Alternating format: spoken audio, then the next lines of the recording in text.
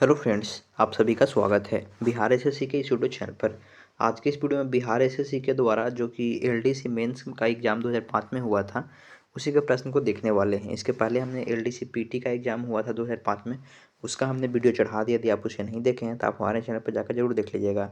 यह series BPSC से लेकर के बिहार पुलिस तक का जितना भी बिहार में एग्ज़ाम हुआ है, उन सभी प्रश्नों को वन लाइनर के रूप में करवाने वाले हैं। तो आप इस चैनल से ज़रूर जुड़ जाइएगा।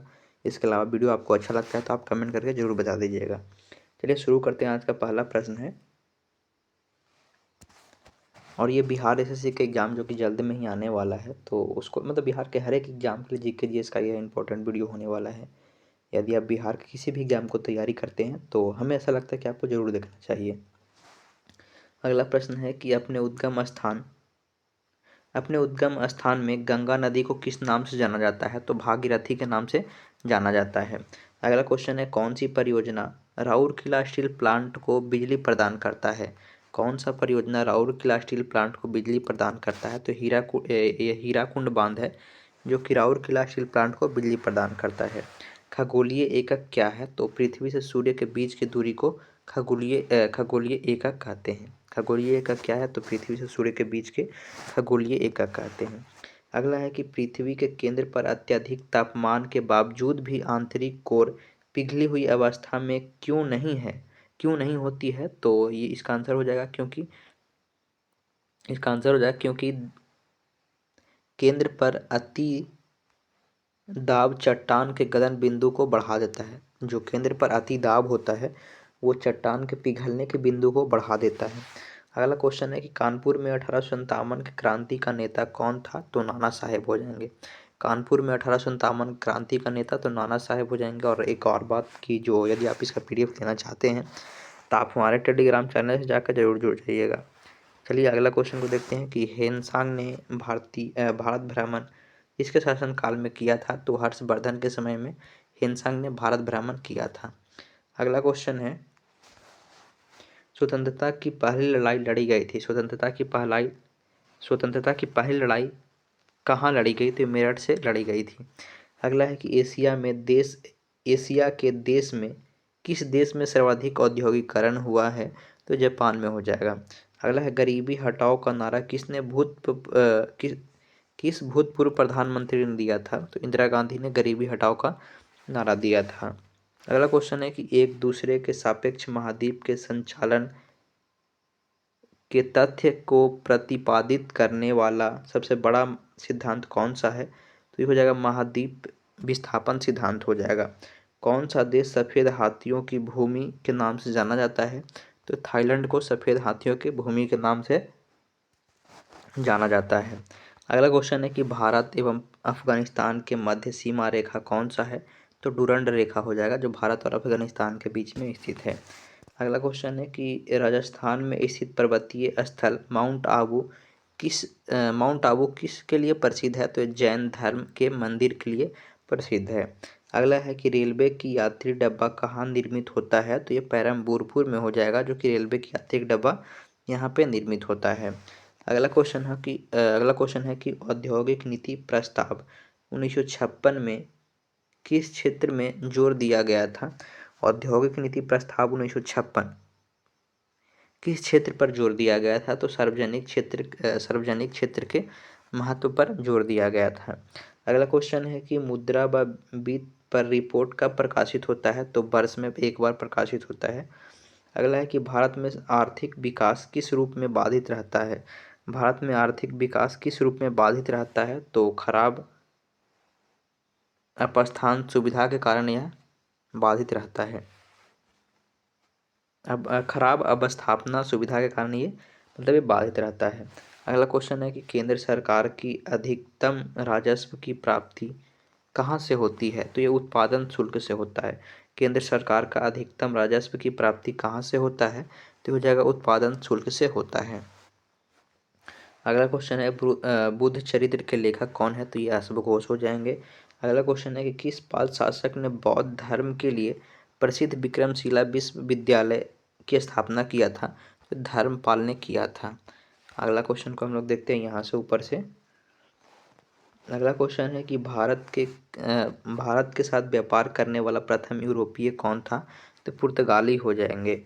अगला है खजुराहो के मंदिर का निर्माण किसने करवाया था? तो बुंदेलखंड के चंदेलों के द्वारा करवाया गया था। अगला क्वेश्चन है कि भारत का प्रथम वायसराय कौन था? तो ये लॉर्ड कैनिंग हो जाएगा। भारत का प्रथम वायसराय कौन था? तो ये लॉर्ड कैनिंग हो जाएगा। अगला है कि मौलिक कर्तव्यों को क्या नहीं प्राप्त है? तो मौलिक कर्तव्यों को क्या नहीं प्राप्त है? तो किसी भी तरह की विधिक स्वीकृति प्राप्त नहीं है मौलिक कर्तव्यों को। मतलब ये किसी पर बाधित नहीं किया जा सकता कि आप मौलिक कर्तव्यों को पालन कर रहे हैं, नहीं, विधिक स्वीकृति नहीं है, यही कहने का मतलब है। अगला है कि राज्य के नीति निर्देशक तत्व प्रत्यक्ष किससे संबंधित है? तो ये प्रस्तावना से संबंधित है। अगला है कि संघ के कार्यकारिणी कर संवैधानिक प्रमुख कौन है? तो ये राष्ट्रपति हो जाएंगे। अगला है कि क्या राष्ट्रपति एक ही मंत्री विशेष को हटा सकता है?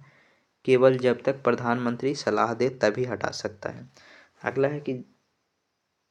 क्वेश्चन है कि जब उपराष्ट्रपति राष्ट्रपति का पद भार ग्रहण करता है तो क्या होना चाहिए? तो राज्यसभा के अध्यक्ष पद खाली होना खाली अवश्य होना मतलब खाली हो जाना चाहिए, अवश्य रहना चाहिए, ये बोलने का मतलब है।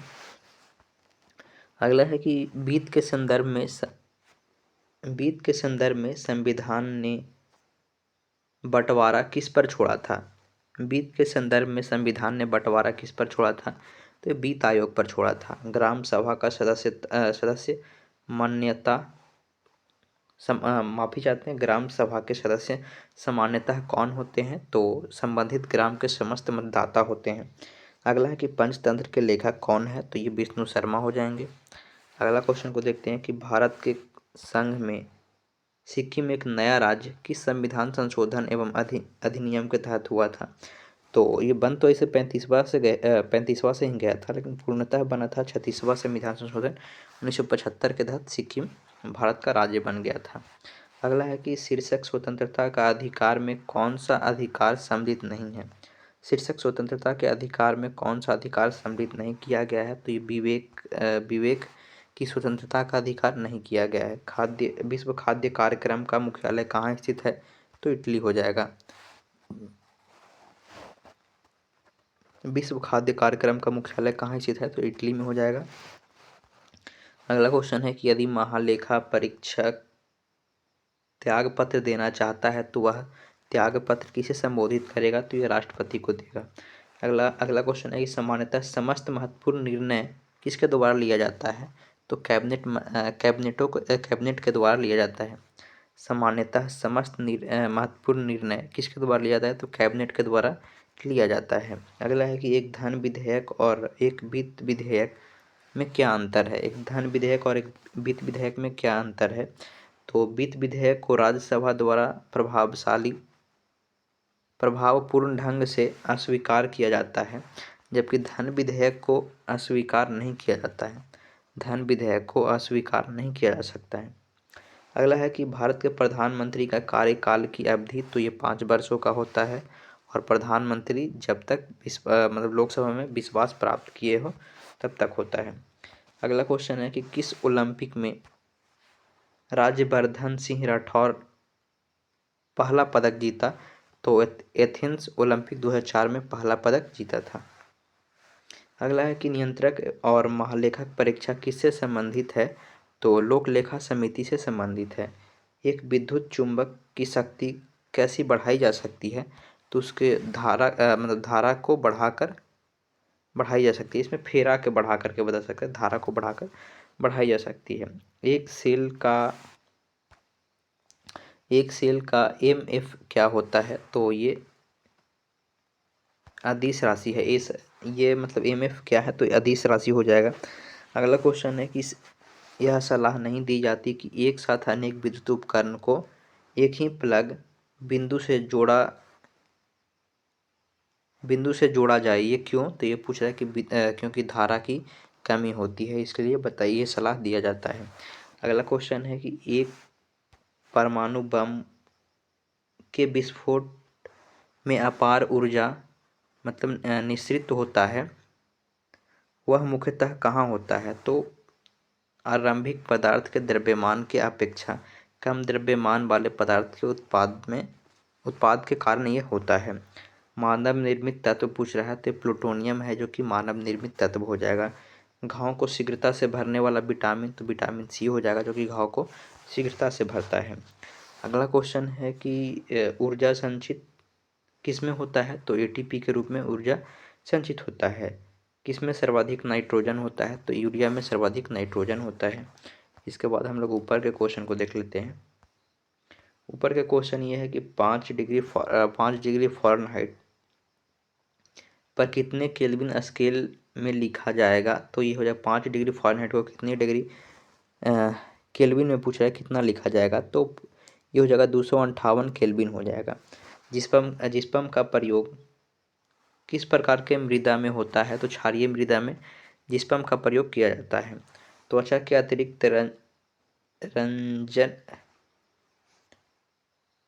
रंजनक का उत्पादन उत्प्रेरित किससे होता है? तो विटामिन के कारण होता है।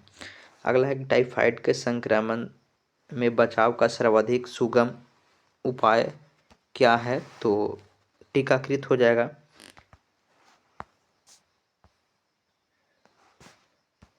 अगला क्वेश्चन देखते हैं कि 5 वर्ष की आयु में किसी बच्चे का सामान्यतः कितने दांत होते हैं?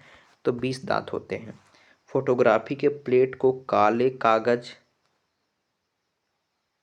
से क्यों ढकते हैं? तो प्लेट पर फैला सिल्वर ब्रोमाइड प्रकाश के प्रति अत्यंत संवेदनशील होता है और काला कागज प्रकाश से इसका संपर्क को रोके रहता है, इसलिए मतलब इसको ढक दिया जाता है प्लेट को काला कागज से।